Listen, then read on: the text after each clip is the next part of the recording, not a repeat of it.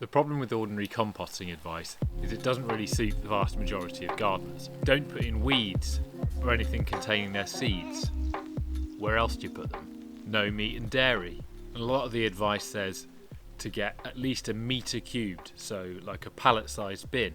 Well, the obvious problem with that is that you don't have enough materials to put in that pallet-sized bin. So what happens is most people try something and then after a few months they give up because they're just not getting any good results. If you do get some sort of result, but you've used lots of weed seeds in there, your compost didn't get hot enough to sterilise them, you can't put in diseased plant material either. So you either produce hardly any compost or it's just not very successful at all. The problem is, you don't usually have enough materials to get the required volume to get it up to temperature. Lots of composting advice that you find online comes from well-meaning homesteaders and people who own small holdings or market gardeners with absolutely huge plots. They generate so much more volume than the average gardener, so they assume that it's the size of your bin that's the problem, so they suggest using pallets so that you've got a metre cubed. It's not really the case that it's the size of the bin. It's the size of the plot that's the problem. You don't produce enough waste in one go, which is the critical part, in order to get to the temperatures that are required for fast, hot composting. There's no point in having a massive compost bin if you can't fill it. Like a kid trying to wear his dad's shoes. It'll just rattle about in there like a sausage in a bucket. But hot composting has a whole host of advantages. You can put in your weeds and their seeds. It's better at sterilising your compost from diseased plant material that goes in there. It can't then reinfect things because it gets sterilised by the heat. You can put in things like meat and bones. And of course, it happens a lot faster. The Q10 temperature coefficient refers to the fact enzyme reactions, very roughly speaking, double for every 10 degrees that the temperature is increased. You can have a look at the formula if you want to understand it properly, but for now you can understand that it's a logarithmic scale. That means that for every 10 degrees you go up, it's doubled, which would mean that instead of composting at 20 degrees, if you're composting at 60 degrees, it's going to be 16 times faster. So how do you achieve this in an ordinary garden? The answer is to insulate your bin. You can buy a ready-made hot composter, but they cost over 200 quid. If you have a look at a video that Niall Gardens made, he showed you how he made a homemade hot composter. And I'd encourage you to go and try that. But I do have an experiment that I'd like to try. No idea whether it's going to work. I think it should work. There's a household item that's an insulated box. Anyway, let's go see whether we can find one of these fridges and get on with it. Get in the van!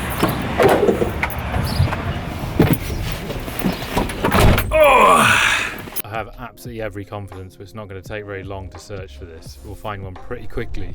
There's always absolutely tons and tons and tons of fridges around Birmingham. Is it weird that I can only think of that Block Party song, Hunting for Witches, but substituting the word witches for, you know... We were hunting for fridges! Yeah, I think that makes me pretty weird. As long as you like weird, that's okay. Let's go!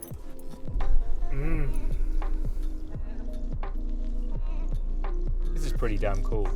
About 2 seconds in, found one right there. I'm just going to go and ask them whether I can have it.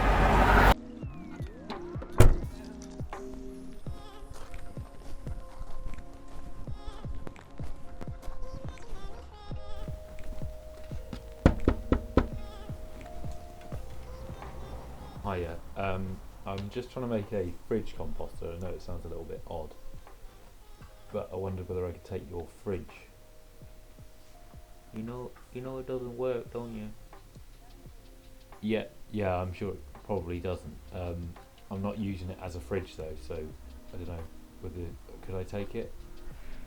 Well, yeah, you can take it, but probably I can't really help you getting it out, so you're gonna have to carry it on your own because I've got a really bad hand.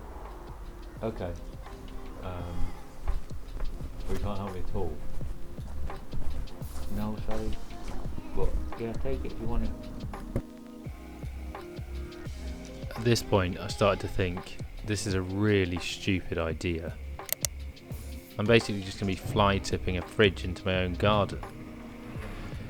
Anyway, I checked on the fridge and the compressor's been removed. The compressor that pushes the gases around the fridge. It's quite common that the compressor has been removed, especially on fridges that have just been left outside like they are in lots of urban locations, because the compressor is the only part that really has any value to a scrap metal recycler. So it's quite often that scrap metal collectors will just cut out the compressor, which is not ideal because it then releases gases into the atmosphere, but that's the reality of the situation. So you're just making use of a product that otherwise will not be used.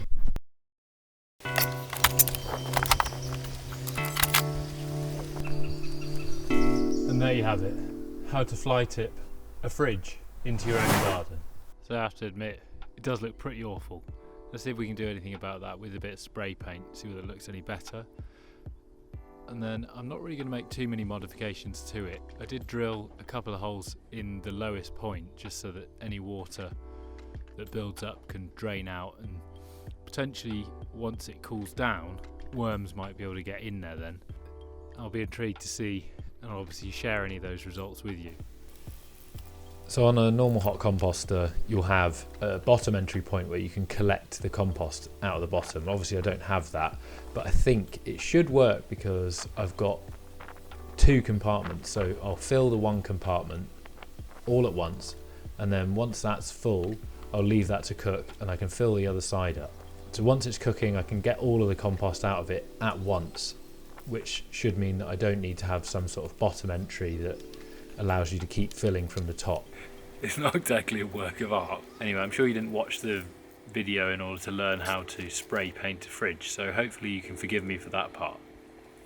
Here's how I plan for it to work, and here's how it compares against a standard Hotbin. A Hotbin is 200 litres and it has a hatch at the bottom that you can get your finished compost out of while you're still filling in the top with fruit and vegetables and all the other stuff. Mine, however, doesn't have that, so I'm going to utilise the fact that it's got two compartments, and here's all the happy bacteria that aren't actually sentient, so they don't experience emotions like happiness. But you get the picture. You can fill up side one, allow it to cook, and then fill up side two. So one of my concerns is actually that it's not quite big enough, because it's not going to be as well insulated, I don't think, as a standard Hotbin. So filling it up entirely all in one go should be key to maintaining that sort of temperature, because it's insulating itself to some degree. So I've added loads of wood chip, garden compost from a previous batch so that it should inoculate it with the right microorganisms, some grass clippings to add the nitrogen that really helps to fire the heap up. It's only 150 litres, so it's slightly smaller than the Hotbin, which is 200 litres. There's loads of weeds as well, because hopefully with it getting that hot, they're not going to be a problem, and they're not going to come back like they have in this pot where I've made some cold compost and it doesn't get rid of the weed seeds that are in there. If you were to spread this on a formal border, it'd be pretty disastrous, because you'd literally just fill the thing and infest it with weeds. Now I'll add the final few bits, leave it for a couple of days, and then we'll get the moment of truth and see whether it's actually worked and got up to the right sort of temperature.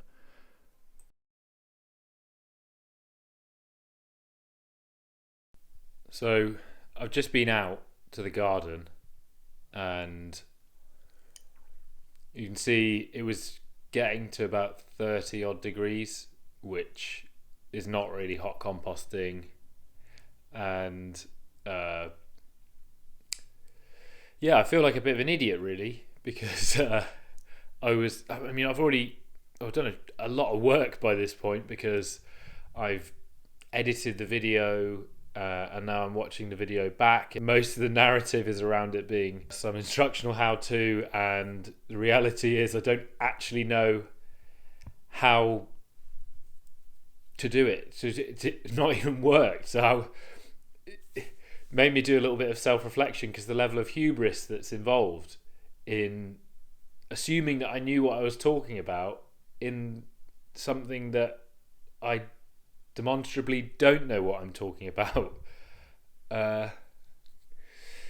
Anyway, I don't want it to become too much of a self-indulgent type crybaby load of nonsense. So what I've done is I've just turned it over, added a few more greens to try and fire it up, and I've also put in some blitzed up kitchen waste with plenty of water in it, in case it was just that the wood chips were too dry. It didn't feel too dry.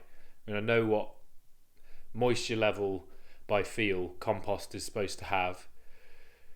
And we'll leave it a couple of days and see how we get on. I haven't completely given up yet, but I mean, I'm not that confident anymore. So let's see where we get to. Let's have a look then. Oh, there's a load of steam come out. Definitely a lot hotter. Look, the worms are trying to get out. They're trying to escape.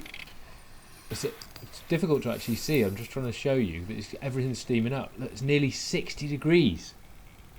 Yes! It did actually work. It's outrageously hot. That's 65 degrees. That's only after a couple of days. And I think it's going to get hotter. It may even need to be managed for temperature because it may even get too hot. 65 to 70 degrees. I mean, that's considerably hotter than women shower, which is scalding to your skin. It's outrageously hot. Just to think about how hot that is. That's way hotter than you can handle. I don't want to over dramatise it. It's a compost bin, so it's important to maintain some level of perspective, but it does feel like a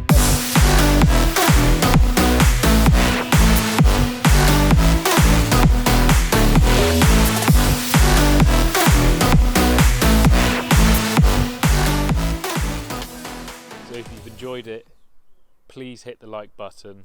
I know you shouldn't need to be asked, maybe you could just decide whether you like it anyway.